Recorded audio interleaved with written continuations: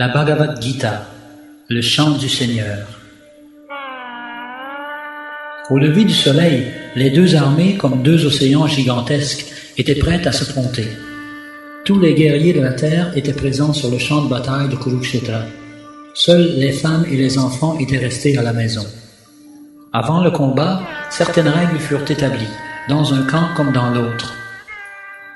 Les soldats ne devaient se battre qu'avec d'autres de force égale. Les conducteurs de chars avec les conducteurs de chars, ceux à dos d'éléphant avec leurs semblables, les cavaliers avec les cavaliers et les fantassins avec les fantassins. Nul ne devait en frapper un autre qui ne s'y attendait pas ou qui était pris de panique. Il ne fallait pas non plus frapper ceux qui étaient déjà en train de se battre, ceux qui se retiraient, ceux qui capitulaient et ceux dont l'armure ou les armes étaient endommagées.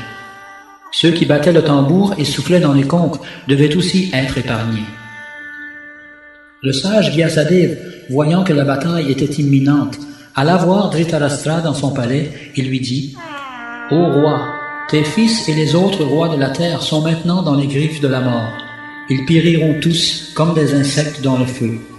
Si tu désires voir la bataille, je te donnerai les yeux pour la voir. » Dhritarashtra répondit « Ô meilleur d'entre les sages, l'idée de voir les miens se faire tuer ne me plaît guère. J'aimerais toutefois qu'un autre m'en raconte le déroulement. » Vyasadeva donna alors à Sanjaya, le serviteur de Dhritarashtra, le pouvoir de regarder la bataille à distance. Tout lui serait révélé, de jour ou de nuit, même les pensées des guerriers. Vyasadeva dit alors « La renommée des Pandavas et des Kurus ne s'éteindra jamais. Ne te lamente surtout pas, ô roi. Il est impossible d'éviter le massacre. C'est le destin qui le veut ainsi. Quant à la victoire, les justes l'obtiendront. Krishna est Dieu la personne suprême. S'il donne sa protection aux Pandavas, même les demi-dieux ne pourront les vaincre. » Après avoir prononcé ces mots, Vyasadeva quitta les lieux. Dhritarashtra dit « Ô Sanjaya, qu'ont fait mes fils et les fils de Pandu après s'être assemblés au lieu saint de Kurukshetra, prêts à livrer bataille ?» Sanjaya répondit « Ô Dhritarashtra, après avoir observé l'armée des fils de Pandu déployée en ordre de combat, le roi Duryodhana s'approche de son précepteur et lui tient ces propos. « Contemple, ô mon maître, la puissante armée des fils de Pandu, disposée de si experte façon par ton brillant élève, le fils de Drupad. Y vois-tu ces vaillants archers qui, au combat, égalent Bhima et Arjuna, et combien d'autres grands guerriers, dont Yuyudhan, Virata et Drupad, Drishtaketu, Chetitana, Kashiraj, Purujit, Kuntiboja, Shailya et tant d'autres encore, tous grands héros à la force remarquable. Vois le remarquable Yudamanyu, le très puissant Uttamoja, le fils de Subhadra et les fils de Draupadi. Tous sont de valeureux combattants sur le char. Ô toi le meilleur des brahmanas, laisse-moi maintenant te dire quel chef très habile commande mon armée. Ce sont des hommes de guerre renommés pour avoir, comme toi, obtenu la victoire dans tous leurs combats. Bhishma, Karna, Kripa, Ashvatthama, Vikarna et Bhurishrava, le fils de Somadatta. Et nombre d'autres héros encore sont prêts à sacrifier leur vie pour moi, tous bien armés, tous maîtres dans l'art de la guerre. On ne peut mesurer nos forces, que protège parfaitement Bhishma, l'ancien, tandis que les forces des Pandavas sont limitées, puisqu'elles n'ont pour les défendre que les soins de Bhima. Maintenant, vous tous, de vos positions respectives, apportez toute votre aide au vieux maître Bhishma. » À cet instant, Bhishma, le grand et vaillant aïeul de la dynastie des Kurus, père des combattants, souffle très fort dans sa conque qui résonne comme le rugissement d'un lion, réjouissant le cœur de Duryodhana. Alors les conques, bugles, cors, trompettes et tambours se mettent à retentir et leurs vibrations confondues provoquent un grand tumulte. Dans l'autre camp, debout sur leurs vastes chars attelés à des chevaux blancs, Krishna et Arjuna soufflent dans leur conque divine. Krishna souffle dans sa conque Panchajanya et Arjuna dans la sienne Devadatta. Bhima, le mangeur vorace aux exploits surhumains, fait retentir Pondra, sa conque formidable. Le roi Yudhishthira, fils de Kunti, fait résonner sa conque Ananta Vijay. Nakula et Sahadev soufflent dans la Sughosh et la Manipushpaka. Le roi de Kashi, célèbre archer, le grand guerrier Sikandi, Drishtadyumna, Virat et Satyaki l'invincible, Drupad et les fils de Draupadi, et d'autres encore au roi, comme les fils de Subhadra, tous puissamment armés, font aussi sonner leurs conques.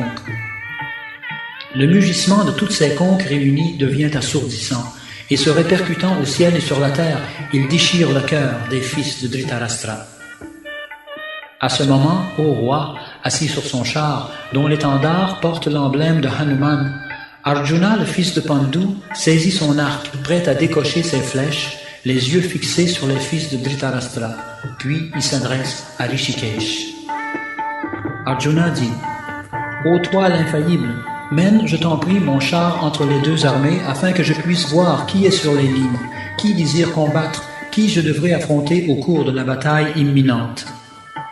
Que je vois ceux qui sont venus ici combattre dans l'espoir de plaire aux fils malveillants de Dhritarashtra. » Sanjaya dit, Sri Krishna a entendu la requête d'Arjuna, ô descendant de Bharat, et il conduit le char splendide entre les deux armées.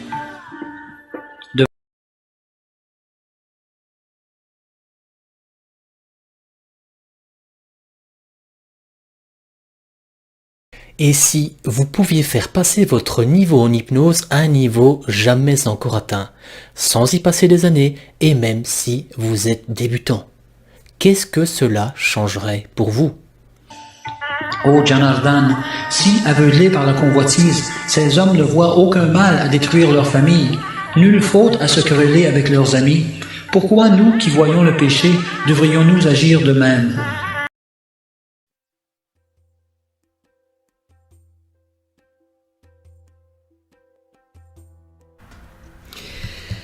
Bonjour les amis, j'espère que vous allez bien. Alors aujourd'hui, on va parler de géomancie, toujours encore.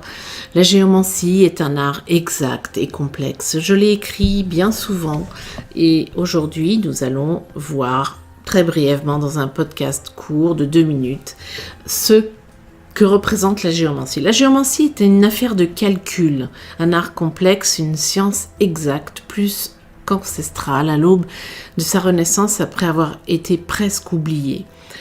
Le géomancien dans la pratique de l'art est une personne qui doit faire appel à plusieurs notions, notamment les mathématiques et la géométrie pour l'approche astrologique. On assimile même cet art au fonctionnement propre des ordinateurs par la nature symbolique de son langage binaire. Pair ou impair détermine une ligne du tétragramme de chaque figure. Le géomancien ou la géomancienne procède par calcul avec une précision très grande pour permettre une interprétation des plus justes. Salut à tous, ici Com, le cofondateur de Divinebox. Aujourd'hui on se retrouve pour une nouvelle vidéo sur les moines trappistes, ça va durer entre 2 et 3 minutes. Attention, c'est parti! Un trappiste, c'est un moine contemplatif cistercien de la stricte observance. Mais si c'est un peu technique pour vous, on va rembobiner. Eh bien, pour comprendre ce que c'est un moine trappiste, il faut savoir ce que c'est un moine cistercien. Et pour savoir ce que c'est un moine cistercien, il faut savoir ce que c'est un moine bénédictin. Tout commence en 529